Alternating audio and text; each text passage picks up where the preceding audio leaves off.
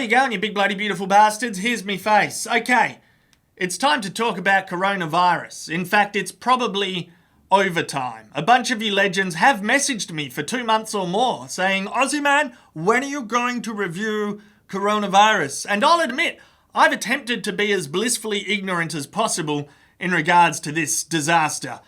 And yeah, we can't do that anymore. Anyway, with this review, let's backtrack a bit and let's firstly discuss where it came from. The earliest confirmed case of coronavirus was on November 17, 2019 in China. It seems like it came from bats and then jumped to pangolins and pangolins to humans. I didn't even know what a fucking pangolin was until this new coronavirus emerged. Now I'm stressing about pangolins. I don't believe the bio-warfare theory has a lot of legs, that this was created in a lab, purely because scientists who have studied the origins of the virus are going, yeah, nah. This thing clearly jumped from an animal species probably the third week of November to humans. And pangolins, these scaly anteater-like animals, are a very good source because we have coronaviruses just like those in these animals. Yeah, I'm not a big fan of this, but let me also be clear that I don't want this video just to become mean to China and just fucking judge the shit out of them, because we're kind of beyond that. The bigger picture is right now, globally, there's 6,500 deaths from coronavirus and there's about 170 or 180,000 confirmed cases. Don't get me wrong, doctors and medical practitioners being censored by their government in the early stages of this virus is fucking horrible. There's a lot of footage of nurses and doctors in China getting overwhelmed by sick people that is distressing to watch, and I think we need to watch more of it because it humanizes this whole catastrophe.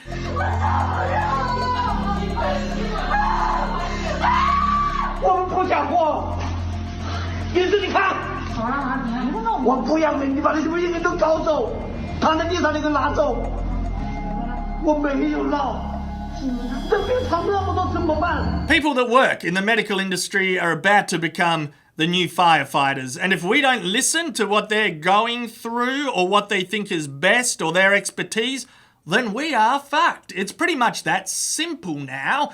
And yeah, you could just say it's the common flu, it's no big deal, but the data isn't in yet. So if we do fuck all or we do very little, it's likely that this is going to look a lot worse by the end of this year. It's a sobering realization once you finally decide to dedicate some brain cells to thinking about it. Or it's a situation that just makes you want to escape and get fucking inebriated like Frank Gallagher in Shameless. You can't win, I hate the idea of a forceful lockdown as much as the next bloke or Sheila. I don't really want the government welding the door to my house shut like they did to entire apartment buildings in Wuhan, China. But at the same time, and especially in the Western world, can we be trusted individually to all do the right thing and stop the spread of this virus? Every day it seems like there's a dumbass story coming out about someone who has a pending test and they get on a fucking plane or they go to a damn concert and it's like, what are you doing?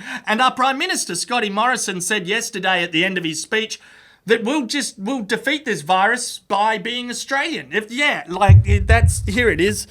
But the thing I'm counting on more than anything else to achieve that outcome, rather than that outcome, is that Australians be Australian. I don't know what that means exactly. Australians defeat a virus by being Australian. So if Italians just be Australian, they'll stop the virus. If people in Spain just be Australian, they'll stop the virus. Switzerland, France, yep, just be Australian. That's how you can... I don't know what it means. Anyway, I'm not panicking. I'm somewhere between vigilant and panic. There's a real sliding scale in society at the moment, especially down here, where it's like, don't give a shit, kind of give a shit, but whatever, it'll sort itself out. Vigilant, becoming more vigilant, and then panic. And I want to be somewhere between vigilant and panic. I think a lot of people are getting there and they really want to do the right thing and they want some aggressive action rather than staggered action that flattens the curve. We need to stomp the fucking curve, not caress it. You need to just stomp the curve. Be fast, have no regrets, You must be the first mover. The virus will always get you if you don't move quickly.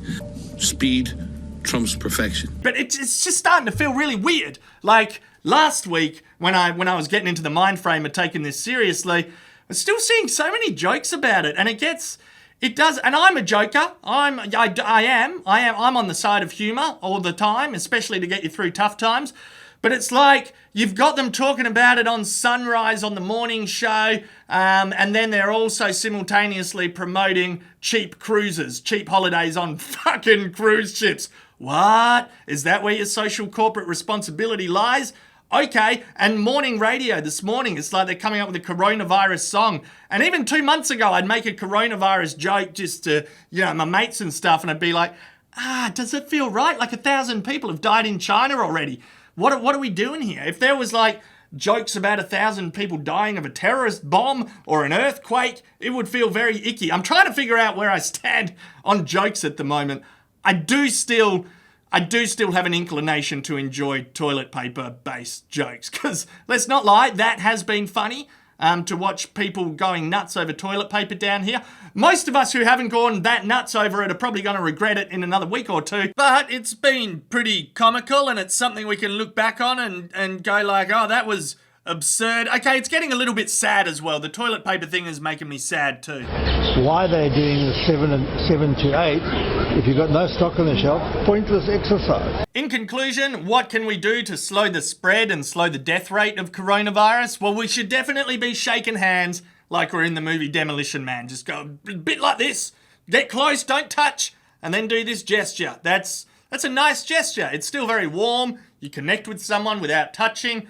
No, but seriously, don't touch your eyes and nose and mouth, as hard as that is when you're stressed. And social isolation and social distancing, we have to take that seriously. If you're in a country with a government that you feel isn't doing enough to keep people isolated and separate, I do feel like we're being staggered and slow with that in Australia, then be vocal about it and start saying to the people around you, I'm not doing this in the interest of public health. I'm not coming to this meeting because of coronavirus. I would rather be criticised for overreacting at this stage than doing too little. It was great that the Canadian Prime Minister told people they don't have to worry about money. I got that clip here. That was nice. No one should have to worry about paying rent, buying groceries, or additional childcare because of COVID-19.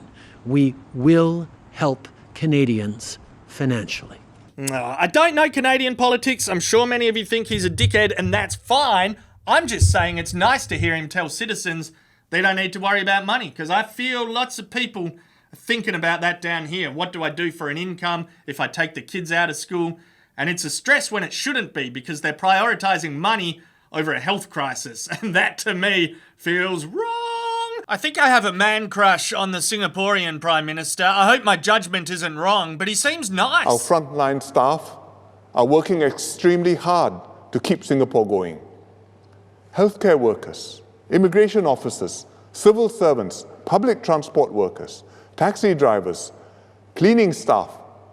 Singaporeans are cheering them on. I just thought that was nice, and well done to everyone working at supermarkets. And you know what? Fuck it. Here's an unpopular tone change in the world. Thank you to media and journalists for reporting on this and for having done it for months, because it's depressing to think about every day. So you stay strong too. Also, we just had a new update while I've been editing this video from our Prime Minister, Scott Morrison. Essentially a ban on international travel. I think people can still come in, probably for not much longer. Domestic, we can still fly domestic. 100 people indoors for gatherings, 500 for outdoors, bars, shops, schools. Still open. We should at least differentiate between primary school and high school, maybe, considering there were positive tests in high schools. Look, I don't think we're doing enough still, and I don't think we're comparable to Singapore at all with the schools thing, because they kept schools open, because we have to understand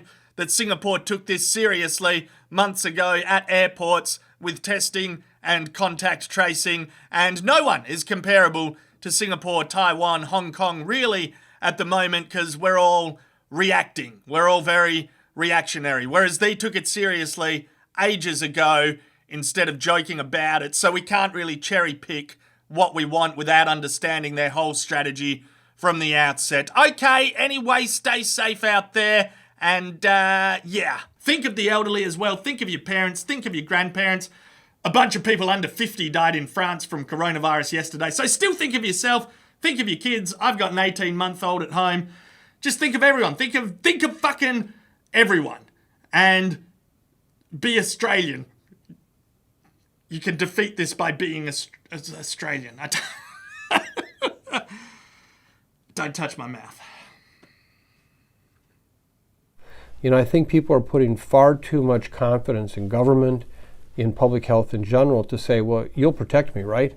No, we can't. If you're going to be with other people, the chances of you becoming infected are going to grow over time as more and more people get infected. What makes Singapore different from other countries is that we have confidence in each other, we feel that we are all in this together, and we don't leave anyone behind.